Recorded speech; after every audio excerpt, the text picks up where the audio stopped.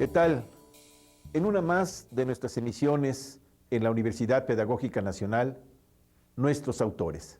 Y esta vez con el maestro Alonso Ramírez Silva, quien es profesor de la Universidad Pedagógica Nacional desde hace muchos años. Alonso, tenemos desde prácticamente 1982 que nos vemos en las aulas, en los libros, en los encuentros, en los eventos.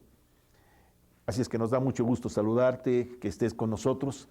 Y mira, el pretexto es los estudiantes y la escritura universitaria. A ver, los universitarios aprendemos fundamentalmente a codificar y decodificar la lectura, pero no la escritura. ¿Por qué un texto es indispensable que recopile la necesidad de aprender a escribir como estudiantes en la universidad pedagógica y en general los estudiantes? ¿Por qué es importante un libro como estos? Pues porque partimos de muchos supuestos y a veces esos supuestos no son tan ciertos. Por ejemplo, los maestros universitarios pensamos que los estudiantes ya saben leer y escribir, que eso se aprende desde la primaria. Sí. Y en realidad, pues no, en realidad en cada ciclo escolar, en cada nivel educativo, cuando aprendemos una nueva disciplina, necesitamos aprender ese lenguaje. Necesitamos aprender, por ejemplo, a aprender a leer textos de psicología, de pedagogía, de una disciplina que tiene un lenguaje muy especializado. Ahora, mira, te interrumpo por lo siguiente. Pareciera ser que los educadores nos damos a la tarea de muchos retos, enfrentar muchos retos. Que sepan escribir, que sepan leer, que sepan comportarse, que sepan hablar, que sepan hacer buenos textos. ¿Este no es uno más de los desafíos de un docente? Pues sí, es uno más de los desafíos de un docente, al que desafortunadamente no le prestamos mucha atención. Los docentes en la universidad pedimos textos para calificar la materia, claro, para saber para comprobar que el alumno leyó los textos que le pedimos leer, sí, pero no le pedimos que elabore textos para que él construya conocimiento, para que él exprese sus propias ideas, para que él elabore el pensamiento. A la escritura no se le considera un instrumento epistemológico, se le considera un medio para expresar el pensamiento, para transcribir lo que ya pensamos. Pero a la hora de escribir, la verdad es que allí creamos nuevo conocimiento. Si son supuestos que tenemos los maestros, ¿cómo abordarlo también como una necesidad para la formación de maestros, el que sepamos enseñar, construir conocimiento desde la escritura?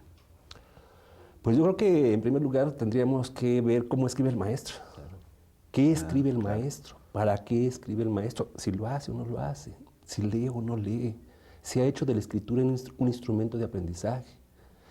Si el maestro está consciente de que la escritura es un instrumento de aprendizaje, de expresión y de construcción del pensamiento, pues probablemente tenga mayor disposición para que el alumno también lo haga, ¿no? Pero pues en el libro, por ejemplo, yo le pregunto a los estudiantes si los maestros los asesoran para escribir. Las respuestas son sorprendentes. Sí, las respuestas son sorprendentes. Lo hicieron con la licenciatura en psicología y en pedagogía. ¿Y las otras licenciaturas que se dan en el escolarizado, por qué no participaron?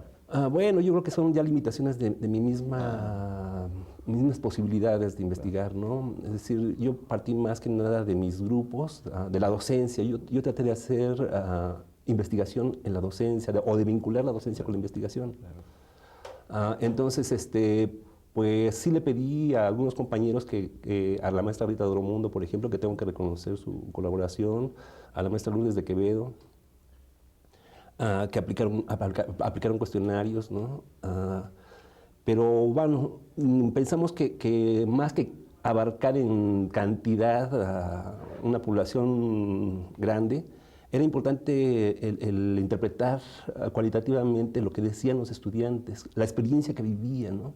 Si ustedes se dan cuenta, en el libro no hay estadísticas, sino hay una interpretación de lo que dicen los estudiantes mediante una metodología de análisis del discurso, ¿no?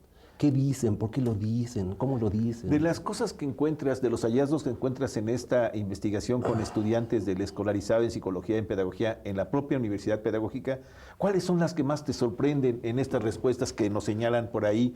Casi como de maestro a maestro, mira esto, piensan. ¿Qué te sorprende de los alumnos cuando opinan de cuando les dejan trabajo los maestros? Bueno, hay una heterogeneidad muy grande en las respuestas. Yo no puedo decir que solamente hay una respuesta o que hay un grupo homogéneo de respuestas, sino que cada estudiante, según sus antecedentes formativos, según a los maestros que se esté refiriendo, dan unas respuestas u otras, ¿no? De las que te llaman la atención. De las que me llaman más la atención, una que dice, los maestros no leen los trabajos, ¿no?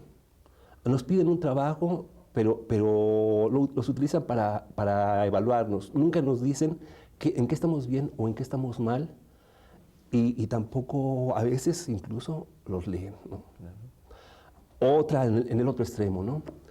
Yo tengo maestros que leen muy cuidadosamente mi trabajo, y las sugerencias que me han hecho, las observaciones que me han proporcionado, me han ayudado mucho a mejorar mi trabajo. Entonces, bueno, en la universidad, ¿qué quiere decir esto? Que en la universidad pues tenemos maestros de todo, también. Así como las respuestas de los estudiantes son heterogéneas, porque también ellos son muy diferentes, pues también los maestros de la universidad somos muy diferentes. Así es. Hay quienes tenemos unas ideas acerca de la escritura y hay quienes tenemos otras completamente diferentes, ¿no? Ahora déjame preguntarte, si los maestros pedimos trabajos, hazte un resumen, y no decimos cómo estamos pensando que el resumen debe elaborarse, haz una síntesis y no les dotamos de instrumentos a los estudiantes, ¿qué resultados tiene esto? Pues que los alumnos caen en un estado de confusión enorme. Otras de las respuestas son esas, ¿no? Los maestros no dicen cómo hagamos los trabajos. Hay maestros que nos piden que hagamos un ensayo y nos dan ciertos criterios, y hay otros maestros que nos piden que hagamos un ensayo y nos dan otros criterios. Entonces ni ellos mismos están de acuerdo en lo que es un ensayo. Bueno, hablando de un género literario o un género académico bastante complicado. Pero igual pasa con los resúmenes, ¿no? Igual a veces la consigna es: hagan un trabajo, hagan un resumen, y se acabó. ¿Cómo? Pues quién sabe, ¿no? ¿Está depreciada la escritura como un valor académico en las universidades? Sí, yo creo que sí, a menos que sean la Facultad de Filosofía y Letras, ¿no? O Letras Hispánicas o Letras Inglesas, donde los trabajos de cada asignatura son un ensayo, ¿no? Y entonces los alumnos aprenden pues, por la práctica constante, permanente de hacer ensayos, ¿no? Si llevan 50 materias, en 50 materias les piden ensayos, pues los alumnos aprenden a escribir, ¿no? Los maestros le asignan mucha importancia a la producción escrita en esas carreras, ¿no? En esa carrera en particular. Pero solo en estas que se refieren pues, a la construcción escrita. Pues sí, a las letras, ¿no? A la lengua, ¿no? En pedagogía, en psicología. Bueno, en psicología, en la Facultad de Psicología, yo tuve la experiencia agradable de que mis maestros sí se preocupaban mucho por la escritura, ¿no? Ahora, ya con toda esta experiencia, ya más de 30 años aquí en la Universidad Pedagógica, tratando de construir y reflexionar a propósito de estos temas, ¿qué se ha hecho en la universidad para salvar esta carencia? ¿Qué se ha hecho en la universidad que tú sepas, que ha elaborado materiales, ha planteado estrategias, encuentros, actividades, que nos digan, ojo con esta línea de formación, como la llamas transversal, como la llamas curricular? ¿Qué se ha hecho? Pues yo creo que muy poco, ¿no? El CAE yo creo que ha instrumentado, ha puesto en práctica cursos de redacción que me parecen pues muy buenos, ¿no? O sea, es una alternativa. Desafortunadamente no todos los maestros de la carrera de pedagogía, por ejemplo, están convencidos de que la escritura sea importante. Yo creo que si cada maestro en su materia enseñara a escribir a sus alumnos, a lo mejor no habría necesidad de talleres. Alonso, ¿y los maestros que dejan esos trabajos lo saben hacer? Esa es la pregunta. ¿Están interesados en ello? Pues yo la verdad creo que no del todo, ¿no? No sé qué proporción. ¿Cuáles serían las causas de que los propios maestros que les toca formar a sujetos en donde la escritura sea un elemento fundamental para crear conocimiento, no se hayan formado, no se hayan preocupado, no estén interesados? ¿Cuáles serían las causas que tú por aquí escudriñas, que desde sus líneas de formación no las tocan? Pero ¿cuáles serían otras razones? Pues yo creo que no es indispensable para impartir clases, ¿no? O sea, un maestro puede dar clases sin que escriba, ¿no? Sin que sea un escritor, ¿no? Un maestro puede dominar su disciplina de una manera amplia, sin necesidad de producir textos. Vamos, podemos ser muy buenos lectores, ¿no? Pero no todo buen lector es un escritor. Aunque para escribir necesariamente tenemos que ser lectores, ¿no? Claro. Es decir, una cosa no implica la otra en el caso de la lectura, pero en el caso de la escritura sí. En el caso de la escritura, si uno no lee textos académicos, no puede escribir textos académicos, ¿no? Entonces yo creo que muchos de nuestros maestros, o muchos de los maestros, pues imparten clases, se desenvuelven como profesionistas, se desenvuelven como académicos, sin que la institución o sin que ellos mismos se exijan a producir textos académicos, ¿no?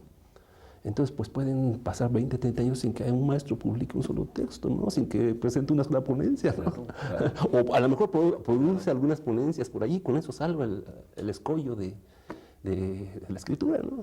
Platícanos, en tu salón de clase, ¿qué actividades llevas a cabo para provocar que los estudiantes se preocupen, se interesen, se miren críticamente y hagan otro tipo de ejercicios y tú los veas fortalecidos con la escritura, esto que se vuelve una preocupación en tu investigación?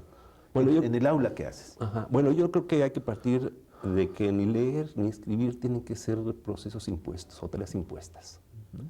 Hay que llegarles a los estudiantes de una manera mucho más abierta y libre, ¿no? Mucho más creativa, por llamarle de una manera. Es decir, yo no empiezo por pedirles un ensayo, empiezo por pedirles un texto que ellos puedan escribir sin mayores complicaciones, ¿no? Por ejemplo, que me relaten qué hicieron el fin de semana, ¿no?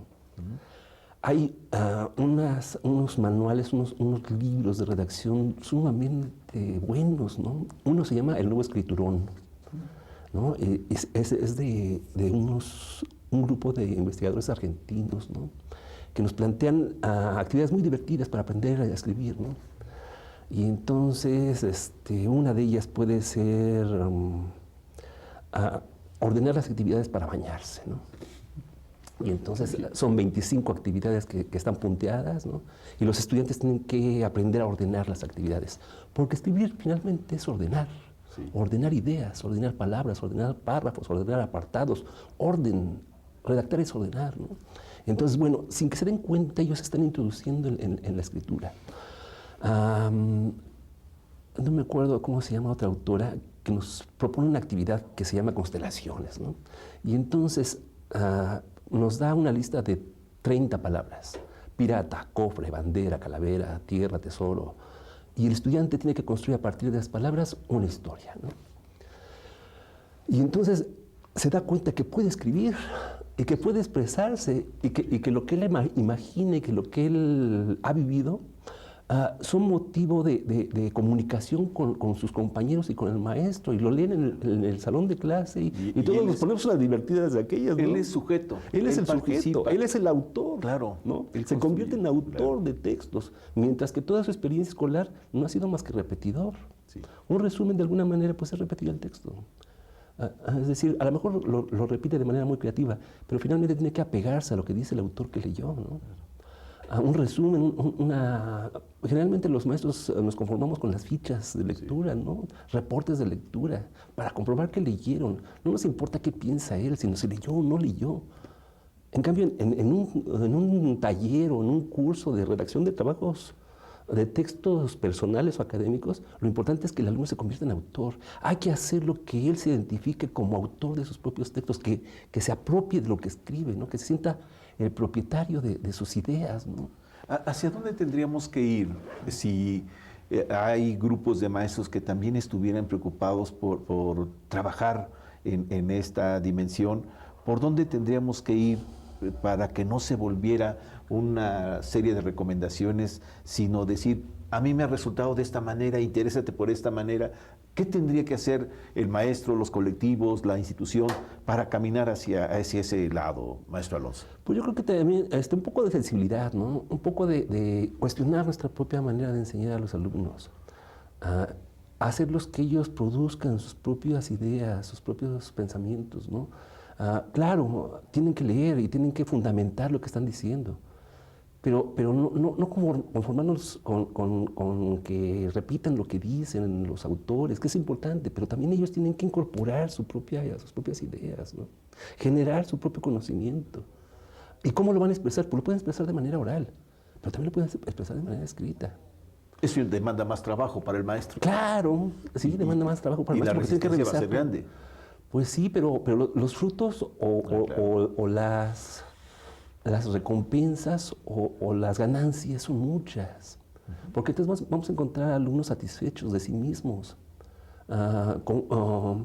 agradecidos con el maestro que le enseñó a expresarse por escrito y que le hizo recomendaciones y le sugirió y le orientó. ¿Por qué no pones primero esta idea y después esta otra? ¿Por qué no utilizas este autor o lees este autor para que argumentes esta idea que tú tienes que es buena? Pero este autor habla sobre eso, ¿por qué no te apoyas en él? Léelo y lo discutimos. Revalorarse el alumno, redescubrirse el alumno, explorar el maestro, reencontrarse con los autores en otro plano. ¿Y cuál sería, pues, en la sistematización de tu investigación con otros profesores, cuál sería el aporte que encuentras en los alumnos cuando platicaste con ellos y sistematizaste las observaciones? ¿Qué te aportó de nuevo que tú no hayas descubierto antes y que tú digas, esto me aportó esta investigación, estas otras cosas me aportaron? Bueno, es que cuando yo empecé la investigación, pues sí tenía ciertas ideas, pero desconocía muchas cosas, ¿no? O sea, por eso hice la investigación, ¿no? Claro. Si yo hubiese sabido de antemano que... Pero ¿cuáles descubres y dices, caray, esto no lo sabía, esto no sabía? Por ejemplo, que hay estudiantes que son muy competentes, ¿no? Increíblemente conocedores del proceso de escritura. Hay estudiantes que me respondieron que la escritura forma parte de su vida y yo no lo sabía, ¿no? Yo no sabía que había estudiantes que tuvieran ese afecto por la lectura y por la escritura, ¿no? Entonces, pues eso fue muy sorprendente, ¿no? Estudiantes que así como hay autores que nos describen el proceso de escritura desde un punto de vista psicocognitivo, sociocognitivo, ¿no? Casani, por ejemplo, es un autor que nos explica cómo es el proceso de escritura. Y hay estudiantes que cuando yo les preguntaba, ¿qué proceso sigues para escribir? Parecía que estaba leyendo a Casani. O sea, describían las etapas, ¿no? Pues planeo, reviso, corrijo, si es necesario, consulto otras fuentes, en fin. Claro, hay estudiantes que me decían, pues nada más me siento y espero que me llegue la inspiración, ¿no? Claro. Y también es sorprendente, sí, ¿no? Porque sí, no tiene la más mínima idea. Claro, con cuánto vacío, con cuánta orfandad se presentan a querer construir su propia formación. Pues, sí. Pues no, me siento y no me brota nada, y no llega nada y no se me ocurre nada, que también es parte de nuestra realidad educativa, que no te motive, que no te nutra, que no te seduzca la escuela. Ahora, ¿cuáles serían? Nos escuchan muchos maestros, nos leen, nos escuchan, nos ven muchos maestros. ¿Qué sería lo prioritario para poner en orden las cosas para que un maestro sienta la necesidad de formar a sus chicos en la escritura? Ya nos los has dicho a manera de conclusión. ¿Qué invitaciones tendrías que hacer a los maestros, a nuestras maestras? Ojo, pongan atención en esto. Pues que escuchen a los alumnos, ¿no? Que sean sensibles a lo que ellos manifiestan, que no se trata de imponer tareas o de obligarlos, ¿no? O sea, yo creo que los alumnos cuando sienten que algo es por obligación se resisten más, ¿no? Tienes que leer esto, tienes que escribir aquello. Pues no, yo creo que hay que convencerlos, hay que generar en ellos la necesidad, el interés, ¿no?